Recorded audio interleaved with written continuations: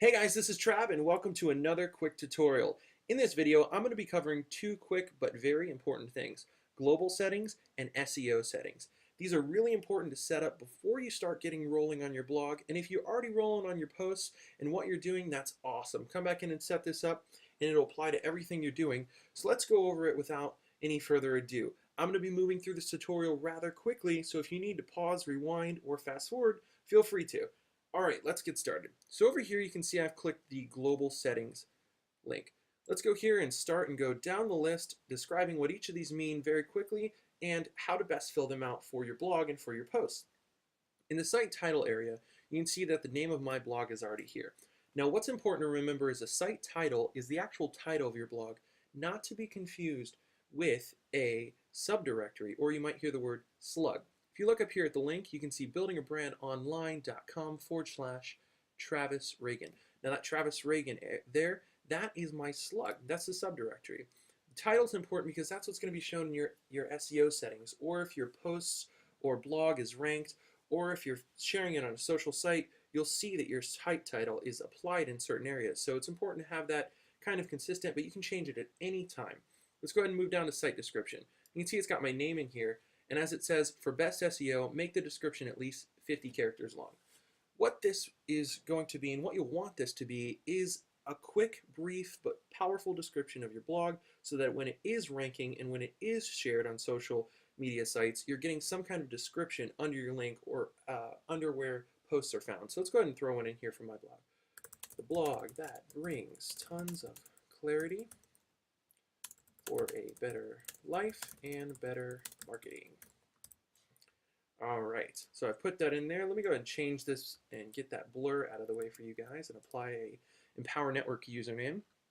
All right, so you got your email address there. It's important to have that there. It is for admin purposes, but it's also for when you're receiving emails, and I'll get to some of the emails you're going to be receiving in just a second, but it's important to keep that updated. That way you have the best information on comments that are coming in, updates, and more. So email address, you can always change it at any time. Time zone, pretty self-explanatory. Throw a little Eastern time zone in there. And move down to comment moderation settings. Now this is an important one. This is an area where you can actually turn on to get an email anytime someone posts a comment. I personally love doing this because it allows me better control of my blog.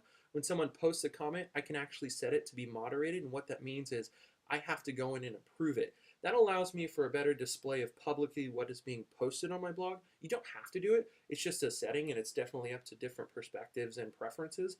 But I love that because it allows me to get an email every time I get a comment on my blog. And while it's a little bit more work for me, it kind of prompts me to go forward and reach out to that member, and allows me to know that a comment's coming in, and I can jump back in there and respond to that person who's engaging on my blog. However, you can set these up to anything. I'm going to go ahead and throw mine on, comments held for moderation. Anyone posts a comment, email me whenever, so that's pretty self-explanatory. Jumping down to before a comment appears, comment author must have a previously approved comment. Comment must be manually approved. I'm going to set mine to comment must manually be approved. You can take them off or put them both on, and obviously what this one means is, let's say Michelle is interacting on my blog and she's like, hey, I really love this post, I want to see more of this stuff, and I approve her post. I can actually turn this on so that every post she posts after that, every comment she leaves on my post after that, automatically go through, because I trust her. She's an engaged fan or a good friend. So that's a really powerful setting in and of itself. Moving down to front page settings. Front page displays, you can select your latest post or a static page, like a landing page, or setting up some kind of page that might be displaying a video. I personally love leaving it on your latest post because when I'm posting, when I'm going in there and using my blog and making new posts, or if I'm using the 21-day blogging challenge, all of it's going to show up on my front page every time I make a post. So if I'm posting 10 posts a day, they're all going to show there. My readers, that's going to be the first thing they see. Now again, you can put that on a static page, and even for some of our advanced users, you can build out landing pages with opt-in forms and just everything under the sun, and you can just have a static page up there. However you want to set it up, it's completely up to you, and the control is yours. So moving down, I'm going to go to the backup your blog. Now you'll see here this link. To back up your blog, please click this link. I'm going to click that link. What this means is it gives you an ability to back up your blog in an XML format. Now it's going to look like a bunch of code, but it's very, very important because it kind of logs all of your blog posts, logs all of your content. You can see here that you can click posts, pages, call to actions. I would always select all content, and I would definitely recommend you do this at least once a month.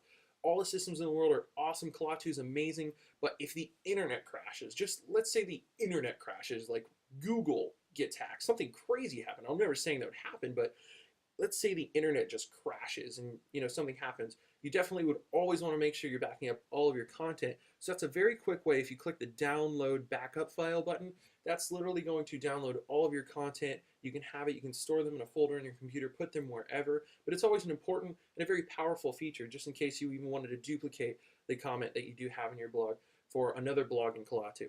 So that's exactly that section. Now let's move over to the SEO settings portion. Now in here you can see we have some Facebook sharing settings, and we have an image down here and some site titles and SEO settings. I'm going to get to that in just a second. So let's go through each one of these in the area. Now one thing I didn't mention, guys, in the global settings is once you have all that stuff set up there, change that one more time, you're going to definitely want to click that Save Changes button up in the top right hand corner. You can see as I move through it how easy it is actually to forget to click that Save Changes button. I did it on purpose because coming back here, I'm going to bring your attention right when you get down to the bottom of here, make sure you scroll back up and click that that button on the top right that says Save Changes. Let's move back over to SEO settings. Under here we've got our Facebook sharing settings. Obviously it says these are default. Any settings you change in a post will override these settings. What that means is we've got a share image here, and you can see it's the default Kalatu image. I would take a screenshot of your blog. I would take a screenshot of something that's relevant to your blog and upload that here. The default sharing image is important because let's say you want to share a text post on Facebook. Let's say you want to share a post on Facebook and you forget to upload the image. Let's say that it ranks somewhere and an image is asked for, or Google crawls your site for an image with some good alt tags and a really powerful image that's relevant to your blog. I would definitely throw in some kind of image here.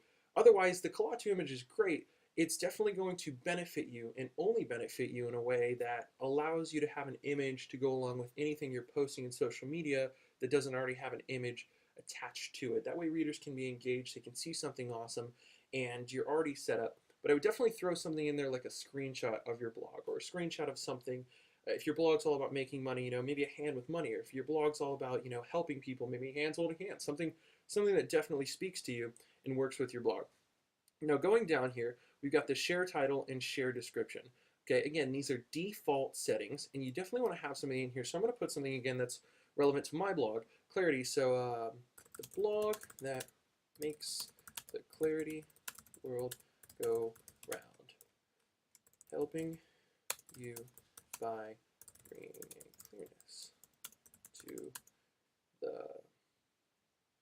let's think of something really creative here. The clearness to the everyday marketing blunders that can blunder you up. I definitely apologize. It's super late, so that's not super awesome copy, but at the same time, it's gets the point across. Going down, we can see our SEO settings here. We've got our SEO title, SEO description, SEO keywords. Now these are important. These are the areas that you want to make sure are filled out with your keywords and your descriptions that have to do with your site. If your site is about making money, you do not want to go in here and post about greenhouses and plants and your keywords. You don't want your keywords to be like roses and leaves and petals, because when Google searches your site for your keywords and they're not exactly in line, very relevant to what your posts are about, they're not going to line up. You're not going to get the SEO juice that you definitely want for your blog and your posts to rank. So put in something that really speaks and really coordinates with what you're trying to convey in your posts, the majority of what you're going to be talking about. If you have a post, Ellie, I'm going to use your blog for an example. If you have a blog that's all about blogging baby boomers, Ellie, you're awesome. Your post is definitely going to have blogging, baby boomers. It's going to have all of your name. You're going to definitely want to put everything in there that you can use to really benefit you in the best way and fashion for SEO. So make sure you put in things that really are in line with all of the stuff and all the items you're going to be posting. So let's go and fill this out. Again, in here, SEO title, Clarity for consumers. Site description. SEO description. It says for best SEO, make the title only 60 characters long. Why is that? Because when your blog ranks, this is what's going to be under your site title. It's going to be what's under your SEO title in Google or in Bing or in Yahoo. So this is going to be that tagline. If you go Google any of your favorite sites right now, or go Google, Apple, and you see the description of their site under there, that is their SEO description. So let's make sure we put in something there that's really eye-catching, something that's going to definitely describe your blog in a way that feels good to you and is going to feel good to your particular audience.